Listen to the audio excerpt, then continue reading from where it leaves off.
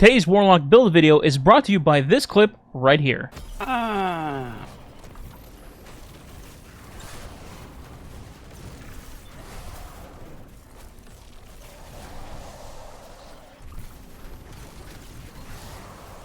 going to need a count after I am out of my super. Or... Priz.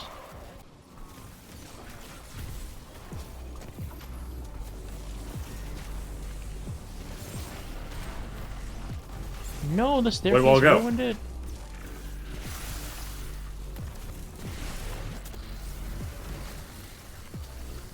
That's actually disgusting, wow. My Priz ran out, I popped Storm Trance, and my light bar instantly filled, and my dark is almost ready.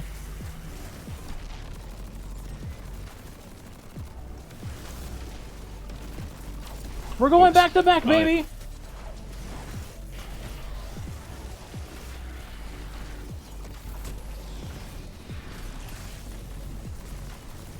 I think my Warlock just fried an entire village of Fallen into a bucket of fried chicken. This build is just absurd. As the title suggests, you get basically infinite jolts, and it's fantastic. Let me give you a laundry or a grocery list of things that this build does with minimal effort. You can, but are not limited to, weaken, suppression, slowing, jolting infinitely, like I mentioned, blinding, unraveling, radiant, building a house, winning an Olympic gold medal, inventing time travel. Okay, fine. I may have made one of those up.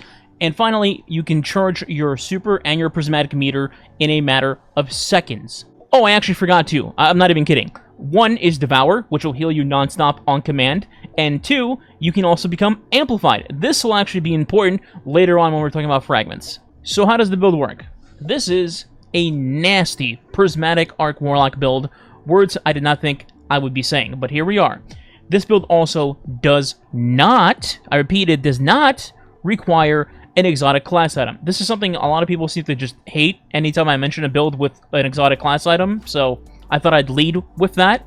This goes off of the core of my previous Vesper Warlock build, which was just without the Prismatic, pre-final shape, but then Prismatic takes it to about a 20, where you just have unlimited abilities 24/7. So with Vespers, you go on the defensive to blind everything that you need to blind, and then you go on the offensive and just fry and electrocute everything while making like 10 orbs per prismatic phase. Let's go into our abilities. First, the aspects. The first one is going to be Feed the Void, which is what's going to give us our on-demand Devour to heal us non-stop.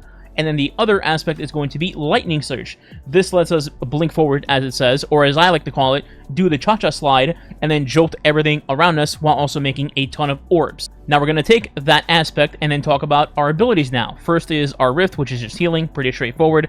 We're going to skip the jump and then jump forward into our melee, which is Arcane Needle. This does two good things. Number one, it provides us a way to do Unraveling in our melee if we need to or want to. And number two, it'll give us 3 melee charges, which means we will have 3 lightning surges on demand when we're just in base form without Prismatic. But when we're in Prismatic, we have those 3 melee charges, and they're always charging back every time that you use one of them. That way, it feels like you're basically never running out of melees, as well as using other mods and abilities to get charged for that melee back on top of that. And then for our base grenade, I went with Storm Grenade. You could technically also go with Vortex Grenade if you'd like. Just make sure that you're going with a grenade that does actual damage and can kill enemies. This will tie into one of our fragments later. Now, before we go into fragments, I do want to mention weapons for this build. There is one, well, technically 2 weapons for you to choose from for this build. You can't wear both of them, though, because they're both exotics, but they both do the same job. Those 2 weapons are going to be Microcosm and Outbreak Perfected. They both do the same job. They are a kinetic-based weapon, and they give you gigantic chunks of energy for your Prismatic when you use them. So Outbreak is good basically everywhere in the game, and I would say the same thing about Microcosm, except one is a primary and one is a heavy, and that's really the only main difference here. Microcosm obviously also has the built-in ability to just shred through shields, which is a nice bonus, and it's a heavy weapon, so it technically does do more base damage. But the problem is, it's heavy, so you need to have a constant supply of heavy in order to use it more often. Otherwise, you can go with Outbreak, but either one is fantastic either way. Now let's go into fragments. We have 5 of them, going from left to right. First, we have Facet of Protection, While surrounded by combatants, you are more resistant to incoming damage, and while Transcendent, your effect is increased. So as you'll be seeing in the footage, we are constantly surrounded, so we always have that DR up non-stop. Number 2 is going to be Facet of Balance. Rapidly defeating targets with light damage grants melee energy, and rapidly defeating targets with darkness damage grants grenade energy. The first half of that is the more important one.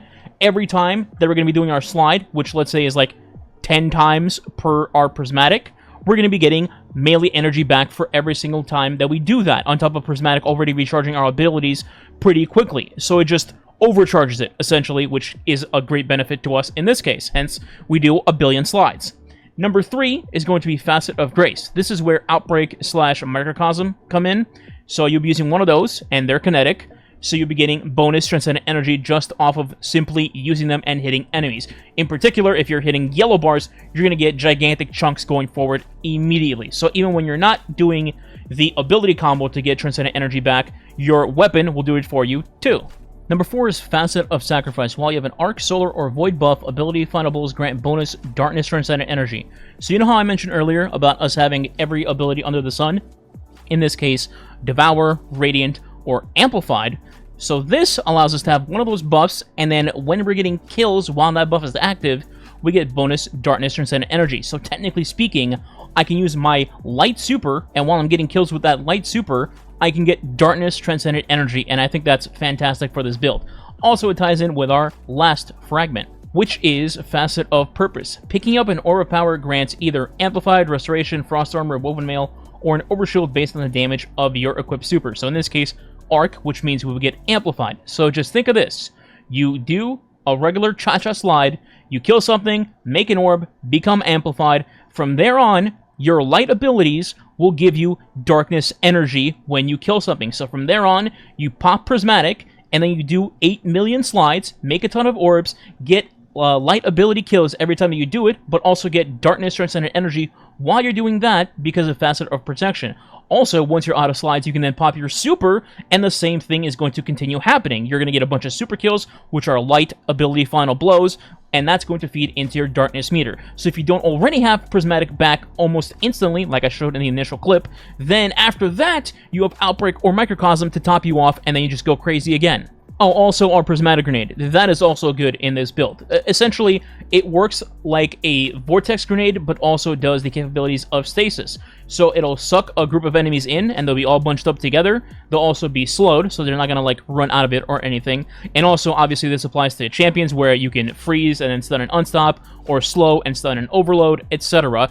And then you just slide in there with your melee attack and just kill everything, make orbs, rinse, repeat, and just continue the process. Also, just to give a quick reminder, if you at any point feel in danger of doing your slides and think you'll die, you can also just stop mid-slide, pop your Rift, and just blind everything. That way, they won't even be attacking you, on top of already having Devour active, most likely. Lastly, let's go into our mods. For armor mods, in the helmet, we have 2 copies of Dynamo, because we're just utilizing all our mods to get back our abilities as fast as humanly possible. So in this case, Dynamo reduces the super cooldown when using your class ability in your targets, which is our Rift in this case.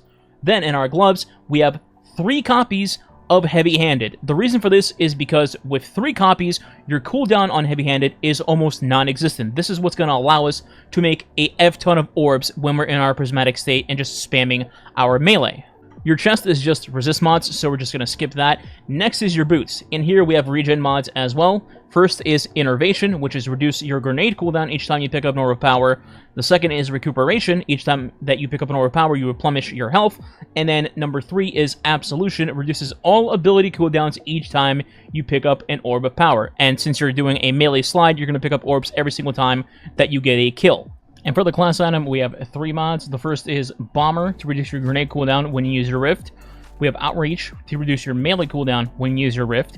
And then finally, Distribution reduces all ability cooldowns when using your Rift near targets, which is non-stop as well. Also, in your artifact, there's 2 mods that are also very helpful. Number 1 is Radiant Orbs. While you have a Solar or a Prismatic subclass equipped, picking up an Orb of Power makes you Radiant. This eliminates having to run the Facet of Dawn to make you Radiant. Instead, this is just an easy out. And then also, Galvanic Armor. While you have an Arc or Prismatic subclass equipped, incoming damage from commands is reduced while amplified, which, as we mentioned earlier, is free as soon as you get 1 singular orb. and that is my Prismatic Arc Warlock build. As I mentioned, it doesn't require a Prismatic exotic class item in this slot. In fact, I would not use that if you had one with Vespers, because that version of Vespers sucks. In this case, it's using a regular exotic with Vespers, and I love it. In fact, I think this might be the best Arc Warlock build in the entire game. There, I said it, come at me. In the meantime, if you do want to try out the build for yourself, I will have a dim link for the build down in the description below as well. You can follow my socials down there too if you'd like. Also, in the meantime, if you did enjoy the video, please consider subscribing today. It does help the channel grow and is much appreciated. And if you want to go the extra mile, you could leave a like and or comment below as well. If you don't know what to comment, you could leave Vesper as the comment. Thanks for watching. Catch you next time.